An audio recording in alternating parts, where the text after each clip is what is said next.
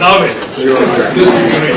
Somebody struggle with the last one. Okay, everyone. Someone else will you. So, Avi Love is on travel, so he asked me to run this wonderful program, the ITC Lunch. As usual, we'll have 4 speakers, starting with Julian Mee from the ITC, followed by Leah Medeiros. I'm sure many of you heard her wonderful ITC colloquium this morning. So she will talk about some other topic. Then we'll hear from Elias Mitali from UCLA, and finally from Electra, Pia Centino, CFA, Karen Ober's group. So I think all the speakers know we expect basically about 10 minutes of speaking and then up to 5 minutes of discussion. We want to have no more than 15 minutes per speaker. So, Yuri, go ahead.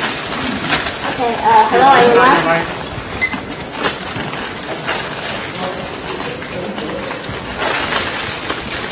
Hello everyone. Okay, my name is Yue Ying. I'm a new incoming ITC postdoc here. Today I'm going to talk about the work I conducted with my collaborator Dr. Ying Li from Flatiron, Rupert Tidjana from Carnegie Mellon, and sorry.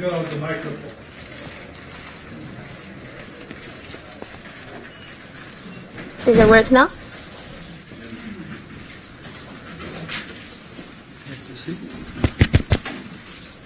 Yeah, it should be on. Let's test. Yeah, there you Okay. Okay, I will start again. Does it work? Oh, maybe just a little bit in the center. We could pick it up on the video, but you might need to speak louder so people can hear you. I have it cranked up all the way. That works. Okay, I'll just do this. Today I'm going to talk about the super resolution cosmological simulation. So maybe I should explain what is super resolution. Super resolution means that we train a deep learning generative network to generate high resolution field from a low resolution input field. So the generated high resolution field is what we call super resolution. So why do we want to do this in cosmological simulation? Of course, that's because cosmological simulations are very expensive. So for a given large volume, high resolution simulation, it will incur, on one side, it will incur a very large memory load that requires a large computer RAM to host it. And on the other side, the high spatial resolution will also requires more accurate time integration to solve those nonlinear physical processes on small scales. Therefore, the time complexity introduced by the high spatial resolution will quickly build up the computational cost for those large cosmological high-resolution simulations. And even more so is the hydro simulation, is the cosmological hydro simulation of the galaxy formation, where we need to simultaneously model the more complicated bionic physical process crossing over many different scales. So here is an illustration of the Astrea simulation that I introduced in last week's colloquium, in case you missed it. This is one of the state-of-art large cosmological hydro simulation of galaxy formation. It's the biggest in terms of the particle load that we evolve a cosmic volume of 250 megaparsec with a particle load about 500 billion particles. And it costs like about 300 million CPU hours to evolve down to the current state of redshift 1.5-ish. So it's very expensive. Here's a plot on collect many state-of-art galaxy formation simulation in terms of their simulation volume and the mass resolution. So ideally, for the future, the next generation cosmological simulation want to progressing towards the right upper corner, where we want to cover a large volume, a large representative volume that match the volume covered by the future large sky surveys like the DESI, Euclid, LSD, and simultaneously maintain the high enough resolution to properly model the physical process involved in galaxy formation. And that is a very challenging computational task that motivates us to resort to some novel techniques such as the deep learning method, try to as a potential method to enhance the resolution of the simulation and further extend the dynamical range that can be covered by the future cosmological simulations. So in this work, we are training a deep learning network to generate the small-scale physical properties from a low-resolution simulation. And those generated small-scale features can reliably capture the physical feature that match the result from the authentic high-resolution simulations. So here I'm showing this first step of the work that we train a super-resolution model on a dark matter-only embodied simulation. So here we are seeing the dark matter density field. On the left is the low resolution input. In the middle is a authentic high resolution embodied simulation. And on the right is the field generated by our trained super resolution network. So our trained model can enhance the mass resolution by 512 times. In case that, so on the right, we have 512 times more tracer particles in this box, and we generate the full phase space distribution of the particle displacement and the velocity. So here I'm going to highlight some of the considerations that how we carry out and design this task. So first is, how do we format the embodied simulation? This is very important because the format and the feature of the data decide like what kind of model we want to use and how we train the model. So we format the embodied simulation as a 3D image with 6 channels, where the voxel of this 3D image is the original Cartesian grid of the in the initial condition that where each tracer particle comes from. So this is like the ID of each tracer particle that make them distinguishable. And the 6 channels of the field is the component of the displacement and the velocity field for each of the tracer particle. So this is a Lagrangian description of the embodied simulation in which we trace the full phase space distribution of the particle position and their velocity for each distinguishable tracer particle. So the advantage of this Lagrangian description is that it can better describe the field with a large dynamical range. It inherits the advantage of embodied simulation that they adaptively resolve the smaller scale high density region with more particles. And also by directly upscale the number of tracer particles in this Lagrangian perspective, the total mass of the field is automatically conserved. and the output of the super resolution field can be formatted identically as a output from a embodied simulation. And the next thing I want to stress about is the stochasticity. We know that from the low-res to the high-res field, it's by definition a one-to-many task. It's not a deterministic mapping. Here on the right is 3 different high-resolution field by embodied simulation. That they are identical on the large scale, corresponding to the same low-resolution field, but they are different on those small-scale features. Those different small-scale features are determined by the high-frequency mode, which is absent in the low-resolution input. Therefore, we need to keep in mind that from the low-res to the high-res field, this is a non-deterministic one-to-many task. So this determines that we cannot use a simple pixel-wise loss between the high-res and the super-res to train our generator as a supervised learning approach, because there's no simple ground truth for a high-resolution field. We need a better loss function to do that. So in this framework, we use the framework of generative adversarial network, where we replace the simple pixel-wise loss with a trainable network that we call a discriminator that learns to predict the input field being real or fake. And the generator learns to fool the discriminator. And in this adversarial training process, both of the network learns to do a better job, and the generator learns to produce a super resolution output with higher fidelity that is guided by the discriminator. So that's why we choose this framework, because of the stochastic nature of this super resolution task. And also, we need to keep in mind that it's a one-to-many mapping. So in each generative process, we input different noise to allow the network to produce different realization of the small-scale features based on those different input random noise from a single low-resolution field. And the stochasticity also brings we need to think about how do we validate our super resolution model. So we need to do this in a statistical validation, because there's no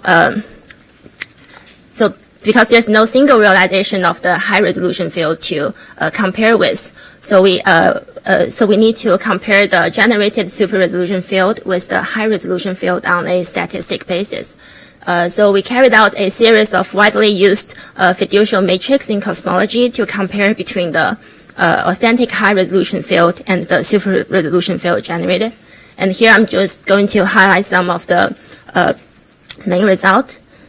So here's a compare of the matter power spectrum, which quantifies the variation of the density fluctuation on different scales. So we can see that the high-res and the super-res field, they match to percent level accuracy, which means that our generative network are able to produce the density fluctuation on the scales that cannot be probed by the low-resolution input.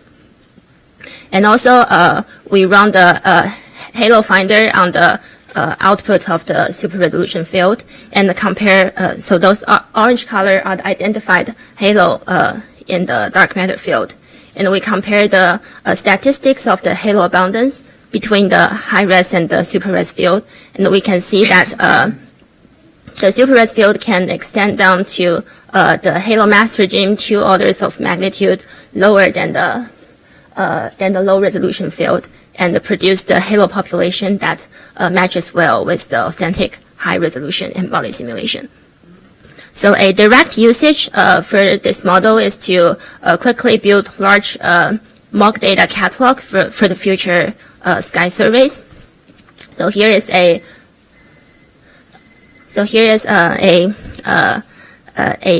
test for that. Here we are applying the trained super resolution model in a input low resolution large embodied simulation of 1 gigaparsec cube, and because of the because the super resolution operation is translational invariant by the construction of the convolutional neural net. So we can just directly apply the trend model, sweep over this volume to get this background of the high resolution, large cosmic volume of 1 gigaparsec with 5,000 cube particles.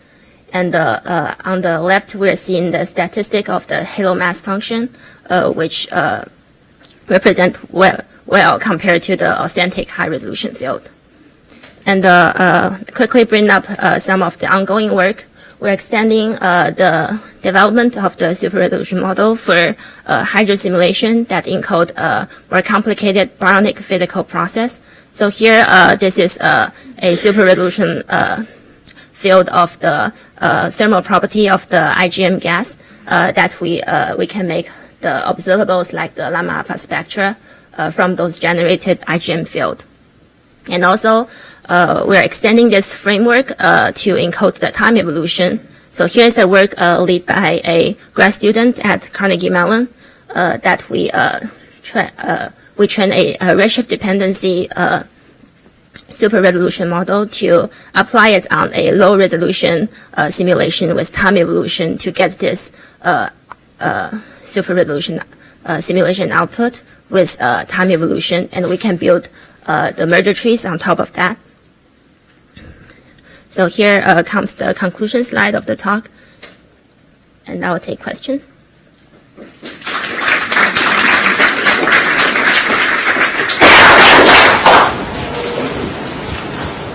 So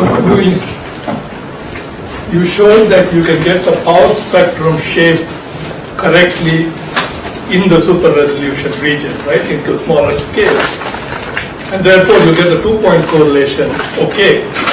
But what about individual low mass halos? Can you believe any single halo in the super resolved simulation? Or should you only look at statistics? So if you look at the inner halo profile, it's what you mean by just a single halo. I think it's like not that well reconstructed yet. So if we look at the ensemble halo profile, they don't like resemble well with the ITC output. But I think that's mostly because of the limit in our training process that we don't like feed into that small scale high resolution details when we training our discrimination, so that it's not yet like produce the authentic small scale features to that scale. But on the overall statistics, a somewhat related question. How have you reproduced the merger trees? Because you've shown them very quickly at one of the last slides. This is what is interesting. For massive halos or for not so massive halos? yeah, this is like still ongoing work. We need to like think of like the more like reliable validation matrix to compare between the merger trees, because like by construction it's like not I mean we should not like make one-to-one comparison between the high res and the super res. We still need to compare the statistical property, like there are different realizations. So so we have to like compare the merger tree catalog by their overall statistics instead of like by one-to-one apple-to-apple comparison. I'm not showing the result here because it's still like work ongoing. Okay, final question here. Okay. Do you need, as you sort of take this approach, do you need multiple realizations of a high resolution calculation to train against? Because you can have slightly different results with different, say, slightly different initial conditions, or do you just need one high resolution calculation as training data and there's like variance enough within it? Yeah, we vary against different realization among different like low-res, high-res pair, but we didn't like vary different realization of high-res corresponding to the same low-res in our training process. Okay, thank you, Yuri.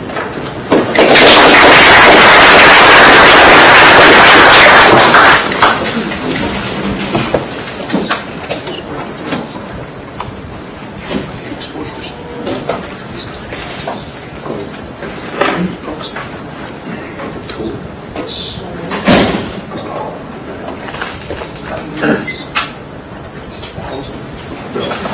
Well, it's supposed to spin. I don't know why it isn't.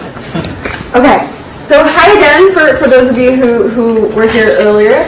I want to talk about now about a new algorithm to analyze EHT data. And so the idea here is that if we compare, oh, now it's spinning. If we compare to what's been done so far for EHT data analysis, we can essentially put the different ways in which EHT data has been analyzed so far into three relatively broad categories. So the first is general purpose image reconstruction. These are algorithms that try to be very model agnostic and analyze the data to try to recreate an image that's consistent with the data. Second, we have geometric model fitting. So the idea here is that we create either a crescent or a ring with the relative brightness asymmetry as a free parameter, and then we try to fit this geometric model directly to the interferometric data. And finally, we also try to compare our interferometric data directly to GRMHD simulations. This is usually done in a way that we compare essentially specific realizations of turbulence to the data one at a time. So what I am proposing, and the paper is now on the archive, is a completely new way to deal with interferometric data that is not model agnostic, but it does actually use well-motivated simulations as a training set. And so I'm going to demonstrate this pictorially. So you can imagine thousands of images in my training set. They all live in this hyperdimensional image space, which is what I'm depicting here. The actual training set has about 30,000, but obviously I did not put 30,000 images on one slide. What we can do is we can use principal component analysis to find a basis for this hyperdimensional space of images. And again, I cannot draw in very high dimensions, so I'm only showing you the first three because that's the number of dimensions I can draw in. But of course, we do have a much larger number than that. And in particular, in the example I'm showing you today, I'm using 20. So I have here an example where we can use a linear combination of the first three PCA components or the first three basis vectors of our space to approximate an example image. I've also filtered that image to make it a little bit more blurry so you can kind of approximate what the EHT might be able to see. And so you can approximate the image at the top with a linear combination of our basis vectors, but with only three, we actually really don't do that great, right? We're losing a lot of the information. But if we use, let's say, 20, we get a pretty good approximation of what you would expect to see from that blurry image at the top here. Of course, if you add additional PCA components, you can reconstruct some of the finer scale structure as well. And so the way that this is actually implemented is that we do blur all of the images that are part of our training set. So the top row is the original unblurred images, again, just 5 examples for you. And the bottom row shows those same images blurred. You're probably looking at this thinking, wow, that really doesn't look that blurry compared to these EHT images that I've been seeing for the last few years. Why is that? Great question. So glad you asked. One of the things that we did as kind of preparation for this work was looking into the effects of different filtering techniques. So the VLBI community for many decades has been kind of married to Gaussians. There are good reasons for that. Gaussians are very easy. It's probably the first thing you think about when you think about blurring something. But there are some other filters out there that are quite powerful. So here I'm just showing you an example. This is from an earlier paper of what happens if you blur a just very simple boxcar ring with a Gaussian versus if you blur the same ring with a Butterworth filter. And so what we're really doing here is that we are changing the way in which we are suppressing the higher frequency information, and we're actually keeping a higher percentage of the information in the region where we actually have data. And this lets us get a better estimate of the overall size of the ring compared to what we have with the Gaussian.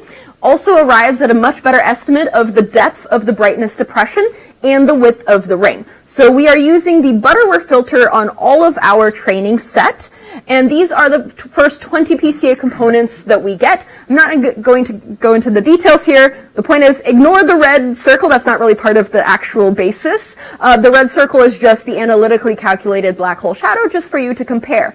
But we are essentially creating linear combinations of these 20 images, and that's really what our model is in this new algorithm. So this is what the algorithm actually does. So at the top left here, this is the original image. This right here is the image blurred with the Butterworth filter, which should be the best possible fit that we could possibly get. And this is what it looks like blurred with a Gaussian. So in the top right is the result of actually using this algorithm on synthetic data. So we've essentially simulated an EHT observation of the image in the top left. And we're using here the baseline tracks that we had for 2017 and maybe 7 data, okay? And so we do a really great job of reconstructing this image, specifically the size of the ring, which is one of the most important things, which you would know if you went to my first talk. We do a really, really excellent job of reconstructing the size of the ring. So here are vertical and horizontal cross sections of the 4 panels in the top here. What I want you to focus on is comparing the blue and the red. Okay, so the blue is what we get from just blurring the original image, and the red is what we get from actually observing it with the EHT. So we're doing a really, really excellent job of reconstructing the brightness depression, right? We're doing a great job reconstructing the width of the ring, the magnitude and orientation of this brightness depression on the ring, and of course the actual size of the ring as well. But you might be thinking, well, this is probably like the easiest image you can think of, right? That's why I'm showing it to you. Well, don't worry. In 2022, we published a paper looking at the possible biases that you might have if you were to try to fit a simple crescent model to images that are realistic from GRMHD simulations, but that aren't quite the pretty little crescent shape that you might be used to. So this image in particular caused a lot of issues when we tried to fit a simple crescent shape to it. In particular, this is the fit we get when you simulate an observation of that image and try to fit a simple crescent to it. Not great. If you add an additional Gaussian to that fit, you'll get this, which is still really not great. So, of course, we wanted to challenge our new algorithm, so we fit this image. Ignore the fact that it's rotated, it's just I used a different convention for the two of them. But this is what we end up with. So not only do we not see that really significant bias in the ring size that we had from the simple geometric fits, but we still are able to reconstruct that kind of extended feature at the top there. And mathematically, we've actually been able to show that this image is an outlier in our training set. So it's significantly different from the kind of average image in the training set, and we are still able to reconstruct it with really high accuracy. Of course, these things, by the way, are the actual data and the fits, but short talk, don't want to go into too many details for that. But this is what the cross sections look like. It's not as perfect of a fit as the really simple one, but this kind of gives you a good estimate of how much can you break it, right? Like what happens when you really try to challenge the algorithm as much as you can. So the pros here is that we have a really small number of parameters, which is really wonderful. We do not create artifacts like the knots along the ring that you're used to seeing from EHT images. We're able to reconstruct more complicated source structure than what we can do with these simple geometric crescent fits. And it does not seem to introduce a bias in ring size, although I am running right now about 600 examples on a supercomputer, then I will quantify that more closely for you soon. And finally, it is not limited to comparing specific realizations of turbulence, and it's able to reconstruct images that are not included in the training set. So every single image in the training set assumed the black hole spin was 0.9.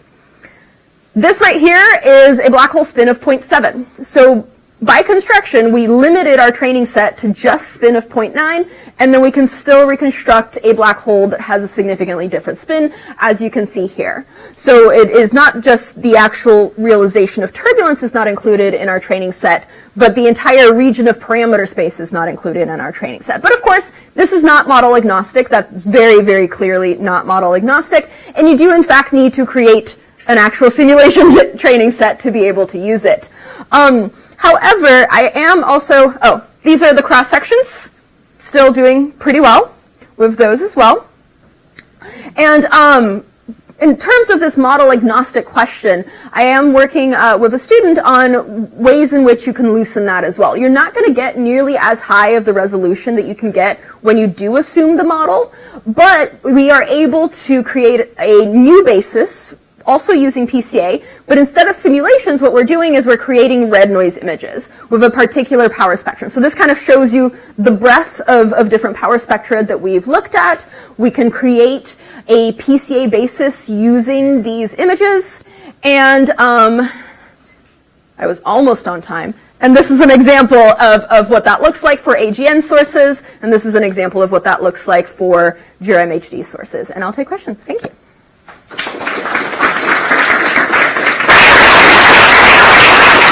That was great, Leah. Thank you. So, in the context of your talk this morning, if you now hit the real data with your methods, do you think one of those two alphas will get better? Yes. Is that what you predict? Yes. Give me a week. Yeah, it's running right now. So I'm running essentially alpha 2 calibration right now on the cluster. I would have loved for it to be ready, but it didn't quite make it. It's going to need like 2 or 3 more days. You need to make a prediction that it will be better. No. Well, okay, I'm not willing to make a prediction about how much better, but it will be at least negligibly better. Yeah, because I've been running a lot of different morphologies for the synthetic data, and I haven't been able to break it yet. But what I'm running right now is hundreds of examples so that we can actually do a statistical measurement of that. And then I'll let you know in a week or 2. Yeah. Good. Okay. Eric? So, on the 20 components, did you say what these were in general? Were they model parameters? So there are 20 PCA components. So you apply PCA to about 30,000 images, and you can think about them as vectors in this hyperdimensional space, and the PCA components are really your basis vectors of your space. And so you can think about them as basis vectors, but they are actually images. And so it's essentially the model will give you the simulations give you these PCA components when you apply PCA to them, and then you just fit for the relative amplitude of them in the actual fit that we do. So normally you'd like a Gaussian because it's an eigenfunction of the Fourier transform, and the Butterworth filter is not. And so I'm wondering, would it be fair to say that the reason you're getting away with this is because the UV coverage of the EHT is so crappy? Well, maybe we're not afforded it quite like that. I totally agree that there are reasons why we've been using Gaussians for a while, but when you actually look at what we were doing with Gaussians for the EHT, we were essentially suppressing about half of the power at places where we actually had baselines, we actually had data. And so we're really, really significantly suppressing regions where we can probe, where we can actually tell some information. And so when you look at the difference in the Fourier domain between these two filters, which in the paper we do a more complete analysis in the Fourier domain, but essentially really the choice that we're making here is that we're keeping more of the data in the regions, keeping more power in the regions where we actually have data, and then we're allowing a little bit more power in the regions where we don't have data. And we can totally talk about the pros and cons in that, and whether we really do require it to go all the way to 0 in the regions that we don't have data. But this is the choices we made were to keep more data in the places where we actually had baselines, and it is quite powerful when you do that, and we are able to constrain information at the size scales that you were seeing, not on this plot, but on the previous plots. So we do have the constraining power, and I argued that we've done a lot of testing, and I'm not seeing any issues that we're creating structures that we can't constrain, for example. But there are out there proposals to get much better data, so that would be better. Well, yes. I mean, make the Earth bigger, right? Like, yeah, it would totally be better. If you give me way better data, what I would actually do is I would fit a higher number of PCA components to it and be able to recover even more information. And then if you give me an even better telescope, I would change the Butterworth filter such that the PCA components actually had smaller scale structure in them. that then we would be able to reconstruct. So it's flexible enough that you can adapt to an improving instrument, but I argue that what we have, again, not on this slide, but on the previous slides, is well motivated for the telescope that we had in 2017. So, is it a short one, Jesse? I think it depends. Maybe on the we should answer. at least switch the computers. Yeah. Ask your question. I have a question as well. Well, you have a question. No, you can either give a talk or you can.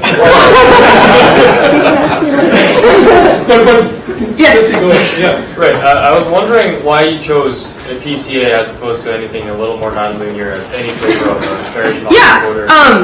I love that. This is the most common question I get from anybody in the machine learning community, and I'd love to chat with you about why it is that this is always the first question we get. The reason we are using PCA is because it is really, really efficient and powerful, specifically in dimensionality reduction, and that is the main thing we are after.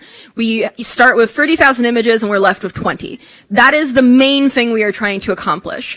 NMF, for example, could potentially be used. It would not be nearly as efficient, would not give you the dimensionality reduction that PCA gives you, and also requiring that your basis vectors be positive definite can actually create biases. Specifically, it can create a bias at the boundary of the shadow, which is a really steep gradient.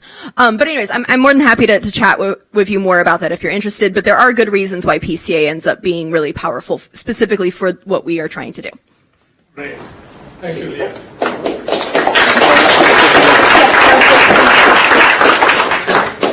Okay, Erez, you're next. Sorry, I had to cut you off, but ask your question. She's going to be That's around fine. later on. Okay, I hope you can hear me okay. I will talk today about collisional dynamics in the field, which is something completely different, and why ultra-wide systems are supposed to be discussed when we think about binary exotica, because they might explain some of the binary exotica that we actually see. So, because this is a short talk, I will start at the end. So this is the one-liner. The galactic field is collisional for wide system. Okay? So if you're thinking about binaries, and we usually think about binaries in the field as isolated in the revolution, I will try to convince you this is not the case. And then I hope you'll have a lot of questions that you will ask me later. So my goal is to present another dynamical scenario that describes the interaction between wide systems and some random field stars. And I will show they have implication for gravitational wave sources, type 1a supernovae, low mass X-ray binaries, maybe even short gamma ray bursts, and many more things. So I will start by discussing two environments. The first environment, when people think about dynamics, which I hope everybody thinks about dynamics, is the dense environment, either in globular clusters or in galactic centers. In these environments, we have many, many stars in some volume, and let's take some numbers. For globular cluster, the numbers average around 1,000 stars per cubic parsec. For centers of galaxies, these numbers could spike up to hundreds of millions of stars to cubic parsecs. So that's why when we think about collisional dynamics, like exchange interaction, direct collision, tidal capture, chaos, everything will happen there. Okay? That is the reason that is very conducive for forming binary exotica. And when we think about binary exotica from dynamics, we think about these dense environments. That is the exact reason why these environments are destructive for wide binaries. So let's give some numbers here. If we create a 1000 AU wide binary and place it in a globular cluster, it will live less than 1 million years. So in this dense environment, we don't expect to find any wide systems. However, the galactic field is different. And it's different in two aspects. The first aspect is the one that I didn't write here. Oh, I actually did. It has many, many stars. Most of the stars in the galaxies are in the field. Only 0.1% of stars are in globular clusters. So even though it is much less in stellar density, only 0.1 stars per cubic parsec, it actually compensates that because we have a lot of stars. So let's do the same exercise. We'll place the same binary in the field with 1000 AU, and we calculate the half-lifetime of it, and we see it's greater than Hubble time. So if there are wide systems in the field, they exist. And there are. We actually see them. So this is a paper, this is a sketch taken from a review paper. And this area represents the binaries that have sufficiently wide orbit, okay, greater than 1,000 AU. It's a good question to ask, how do they form? And I can even answer at least parts of that, but I won't do it today. You will ask me later if you want. And you should, because it's a very good question. So what happened to these wide systems in the field? So these wide systems in the field will actually randomly interact with flyby stars from all over. We can calculate that. It's a very easy calculation to make. It's a simple n sigma v calculation. So again, let's give some numbers. For the sun, which is placed here in the solar neighborhood, it will encounter a flyby within a radius of 10 to the 10,000 AU every 30 million years. Okay? This is what happens in the sun. So when you think about the Hubble time, the sun will encounter many flybys. So this is a cartoon for the interaction. So we have a binary system in an eccentric orbit, extremely wide, M1 and M2, a flyby, look at this animation, please. A flyby and boom. So I'm not very good at animations, but yeah. So, but this is basically it, right? We have a flyby and it interacts with the binary and it actually changes the eccentricity. I'm not claiming that all eccentricity will be excited, will go to greater eccentricity. It might even lower the eccentricity, but this could happen. So let's do a little crash course about loss-cone treatment. If we take here the wide system and we place the components in the time average orbital separation from Kepplerian mechanics, it's a function of same edge axis and eccentricity, and this is the relative velocity vector. Then I will ask you to imagine here a sphere. I termed it the interaction sphere. The interaction sphere is the sphere with a size, depends on what kind of interactions you are interested in. But if you imagine some interaction sphere, this actually sets a critical eccentricity, that if you have eccentricity larger than that critical eccentricity, there will be interaction at pericenter. So now let me give you some example. If you are interested in gravitational wave mergers, then the interaction sphere is set by the merger time in the same major axis, because we want the merger time, we want the system to merge before the next flyby could kick the system out of this unique setup. If you are interested in some kind of tidal interaction or tidal capture, then this critical eccentricity would be a function of the star radius, some number of the star radius and the same major axis. If you are interested in direct collision, it will be obviously the sum of the two radii. Okay? So depends on the interaction that you are interested in, you can calculate a critical eccentricity from which, until unity, these binaries will interact at pericenter and do something interesting, and might cause binary exotica. That's the flyby. And that's the flyby, what the flyby does to the relative velocity, it changes it. Actually, it's quite easy calculation to do, and you can actually calculate the possible cone that it could be kicked into. We call it the smear cone. And let's say the first flyby kicks it here, and the next flyby could actually kick it inside the loss cone, and then something interesting happened at the pericenter. Okay? This is the way I'm actually thinking about this problem, not this. This is the way I'm actually thinking about this problem. So imagine you have many systems with the same major axis, all possible eccentricities, let's say distributed thermally, and each point in this sphere represents this kind of binary.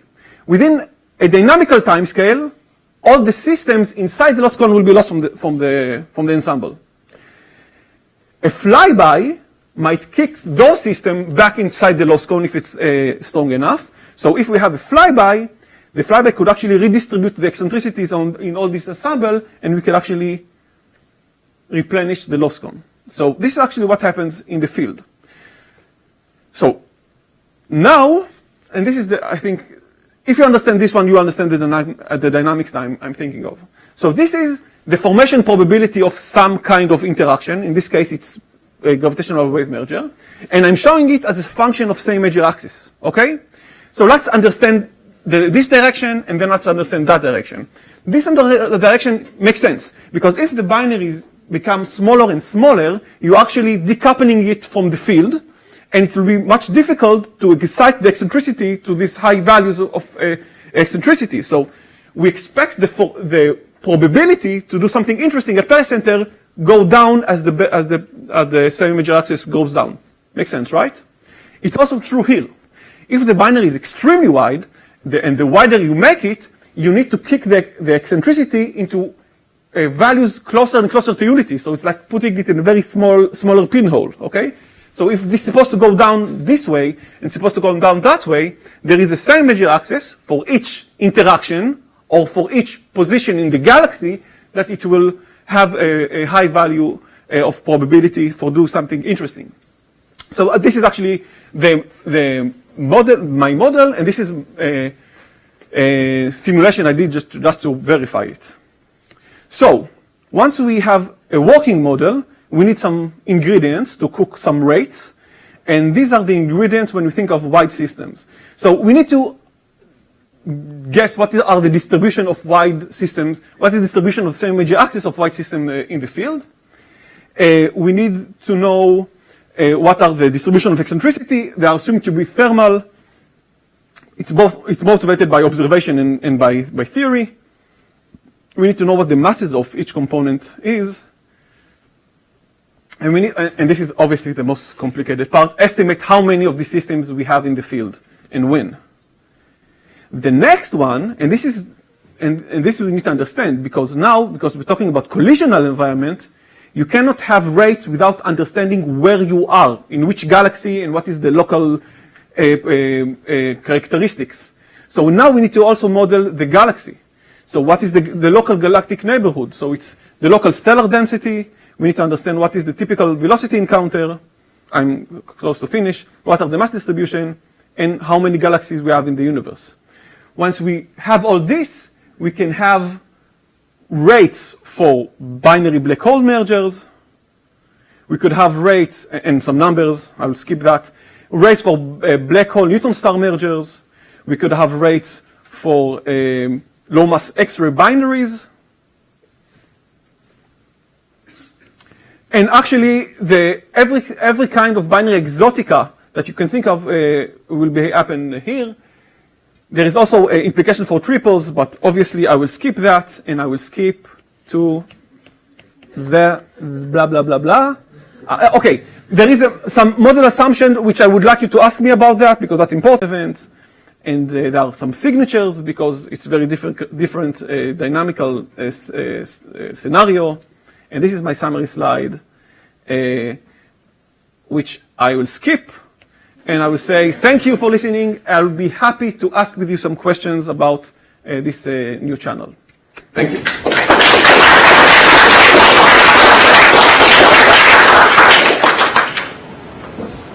Thank you, Reyes. Yeah. Yeah, so I think that this channel makes a prediction about what the spatial distribution of these kind of binaries should be. In particular, I think they should be close to the plane, because anything that formed with a kick won't be in a wide binary. Is that right? Yeah, that's right. We expect them in star-forming galaxies to be closer to the plane because of kick. Yeah, but obviously we expect this to work also in elliptical galaxies, and that will give some unique predictions, because there are some ideas that let's say novae supposed to happen mainly near star-forming region because of mass transfer and so on. But I'm showing that there is a non-trivial delay time distribution for any binary exotica, because this could happen on later times. It doesn't necessarily have to be close to the birth of the star. I mean, for the Milky Way, the kinds of systems that you can observe today, where you can test it that way. Okay, that's generally true. But you could form wide systems even if you do have natal kicks, but you need, that won't happen for every natal kick, but you need to have a much compacter binary to begin with, let's say 50 AU, and then the natal kick actually, the Blau kick and the natal kick, it's what actually drive the system to become extremely wide and eccentric. We have a paper that actually shows that. So you could create the wide system through natal kicks. But yeah. Yeah. Okay, so in global clusters, there is this phenomenon caused by close interactions where you can create recycled pulsars. So basically, at a very late stage of evolution, 10 billion years, you can get a low mass transfer, low mass X-ray binary, and so you can get a pulsar and they will be spinning up. Yeah. So from what I understand, with your scenario, you can imagine having the same thing happening in the field. So basically, you would start with a sort of wide binary. They wouldn't end up in a LMXB, but then after some sort of interactions like this, you might actually have an LMXB billions of years later. Is that correct? That is correct, and the only question is, which I don't know how to answer, and I think nobody knows, is really to understand how many systems that survive the neutron star birth with the natal kick. So if after the neutron star birth it resides in a wide system, it probably will happen. Because there are many systems like that, and then fraction of them could produce LMXB or recycle the neutron star. Yes? Very good. Thank you, Elias.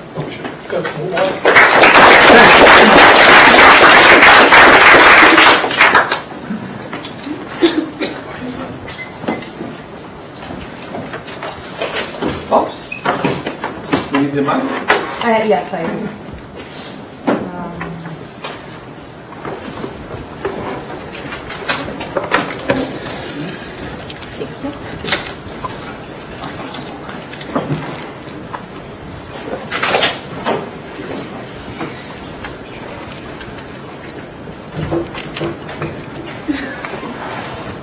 Fantastic. Hello, everyone. So I'm going to change a little bit the topic here because I want to tell you what I learned so far while studying the phosphorus chemistry. In particular, what I'm trying to look at is what kind of phosphorus molecule could we expect to see in the solid phase of an interstellar cloud. So we all know why phosphorus is important. Phosphorus is among the elements of the periodic table, very fundamental, one of the most fundamental for biology. It takes part of all sorts of branches of biology, from structural, energetic, and also conservation of information processes, and is very abundant on Earth. But when we look in space, we find something that is a little bit puzzling. So in a diffuse cloud scenario, we find phosphorus is in atomic state, with a certain abundance. And we see a similar abundance later on planets and planetesimal. One of the recent detection on that is the phosphorus in the form of PO on comet 67P. But in the intermediate stages of cloud evolution, we lose some of this phosphorus abundance, and we lose about a couple of order of magnitude. We have few detections, but these detections are just in shock regions, and we only see PO and PN. So where is this phosphorus? Where does it go? Well, what people have been thinking is that the phosphorus reacts in the gas phase, and then as the diffuse clouds evolve into a dense cloud, collapse on grain and lives on the grain for most of the time. This is a really good way of thinking about it, but we still don't know what kind of molecules could be the carriers of this phosphorus on the grains. And that's what I want to look at. So before we begin, we have to start to think how to approach this problem. And first of all, from the observation clues that we have, we know that these phosphorus molecules need to be somewhat refractory. So first of all, the first question that we want to ask is what kind of phosphorus carriers are reasonable? What kind of requirement they need to satisfy to be reasonable carrier in the solid phase?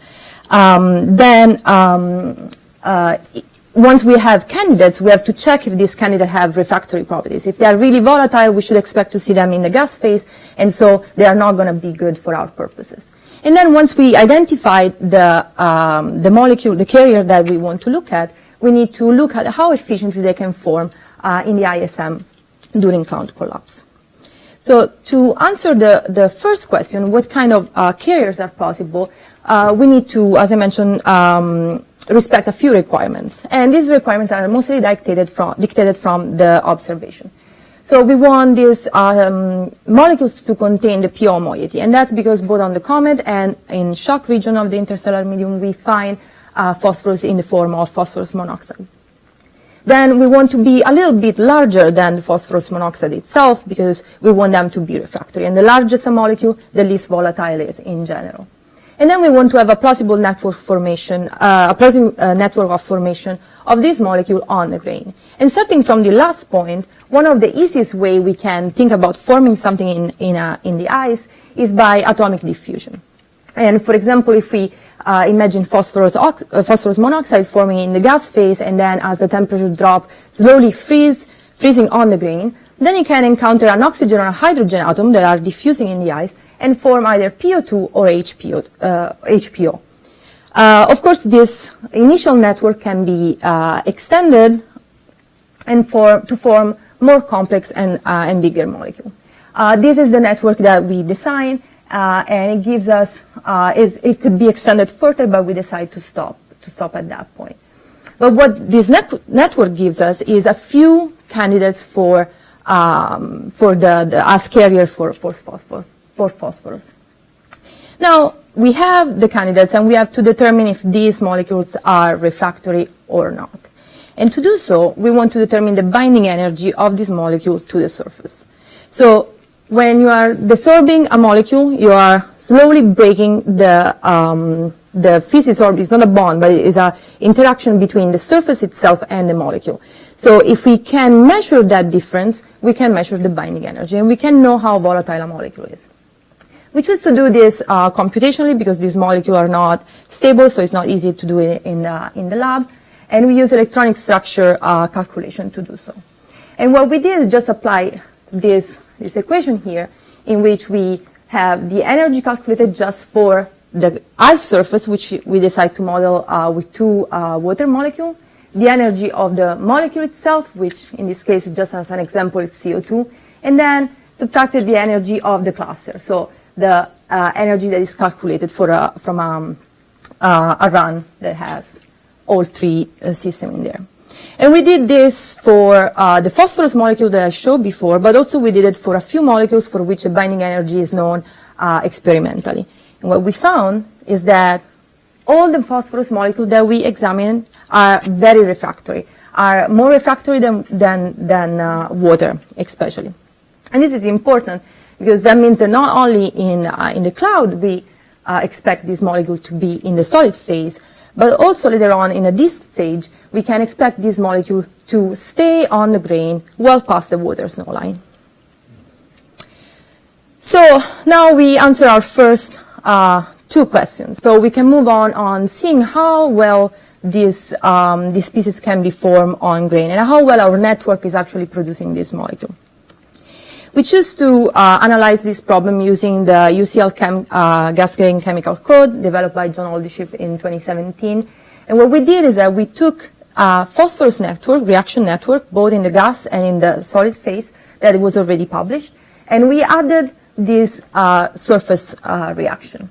Another thing that we did not do is depleting the phosphorus. So what people have been doing in models recently is depleting the phosphorus abundance by a couple of orders of magnitude to match the observation. But we want to see where that missing phosphorus is going, so we are working with non-depleted phosphorus.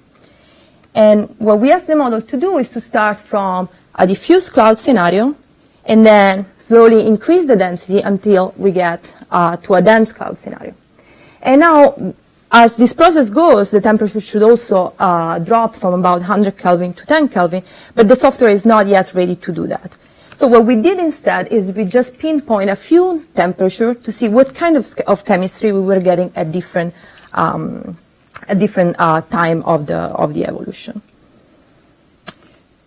Starting from 10 Kelvin, we see that the situation is not particularly favorable for our purposes. We see that the fraction of phosphorus oxide that is converted to a higher homologs of phosphorus oxide is quite good, but the total conversion of phosphorus oxide is low, is only about 1%. And I just realized that I forgot to mention that the only way to enter our grain network is from PO itself, gas phase PO that freezes out on the grain.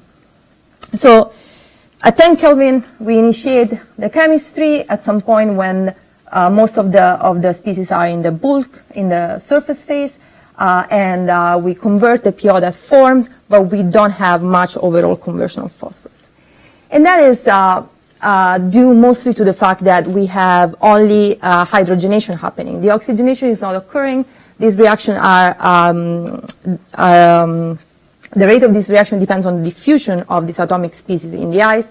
And while hydrogen at 10 Kelvin can diffuse freely, oxygen already has some problem. So we only have hydrogenation and very poor conversion in a dense cloud scenario. At 20 Kelvin, we have a similar situation, about 1% of total conversion of the initial phosphorus into phosphorus oxide, and a little better conversion of phosphorus oxide to higher homologs molecules. And that's because now the oxygenation starts to be important. It's still not the major channel of reaction, but we start to see some oxygenation product. Then moving to 40 Kelvin, we start to see something exciting. And now the conversion of phosphorus monoxide into higher oxide is similar to the 20 Kelvin, but what we have is that the fraction of phosphorus oxide, of initial phosphorus that is converted in phosphorus oxide is increased and is about 5%. This is still not enough, but is an encouraging result for now. And that is due to the fact that at 40 Kelvin now oxygen can freely diffuse in the ice, and so we have that the oxygenation is the major channel of reaction.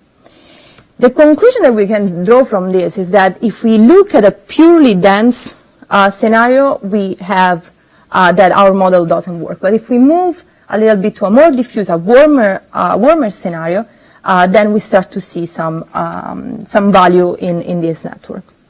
So, of course, this is a sort of preliminary results at this point, because there are a few things that we still need to consider.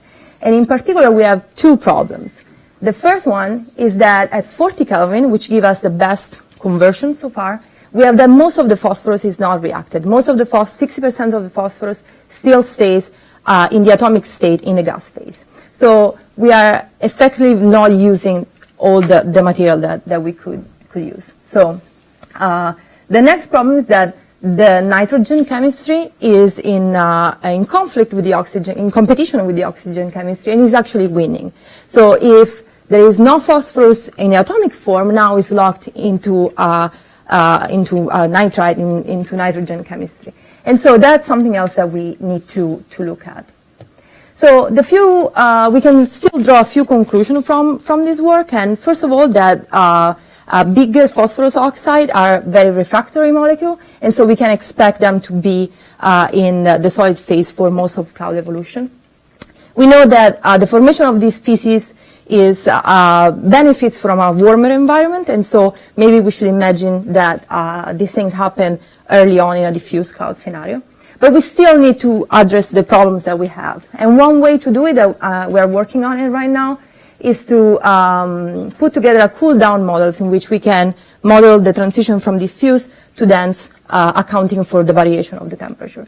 And then, of course, we need to look at the network a little bit more in detail and understand better what kind of reaction are missing, or what thing needs to be adjusted in order to understand better the relationship between phosphorus monoxide and phosphorus nitrate. And with that, thank you.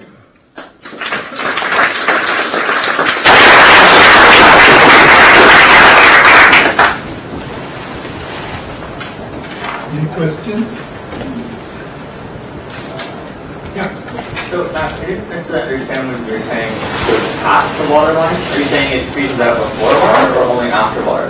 Before. So, like, from the star outward, it's going to be frozen after the water is not frozen. But all of your calculations were assuming certain binding to water rather than to silicate or some other property of the grain. So how can you make such a determination in your calculations? We can imagine that the binding energy is very similar, and that's because silicates have OH groups at the surface. So silicates will have terminal OH group. Now, the OH group on the silicates and the OH group on water are effectively the same. And what we are measuring with our calculation is the binding energy to those OH group. So we can assume that the behavior is going to be quite similar. Not to the number, of course, but similar in the range. I have one short question. Yes. You said you use computational methods, Yes. right, to estimate the energy. I'm impressed. So is ab initio quantum calculation good enough for these large atoms? So is good enough up to this size. The main issue there is the approximation of the water cluster, because of course we in reality we have a surface that is three-dimensional, while there we need to reduce the amount of molecules that we have, otherwise it becomes too computationally expensive. So what we did is that we studied a few sizes of cluster, and we saw that 2 water molecule was a good approximation. Of course, we are not picking up on the whole distributions of binding energy or on the importance of long-range interaction, but we get the average value of that energy, which is good for these purposes, not necessarily good for others. Thank you. Thank you, Electra. I think we can close now.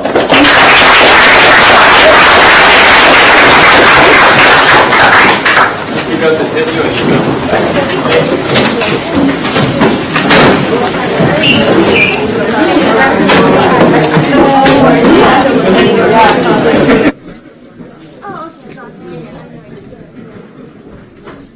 Yes.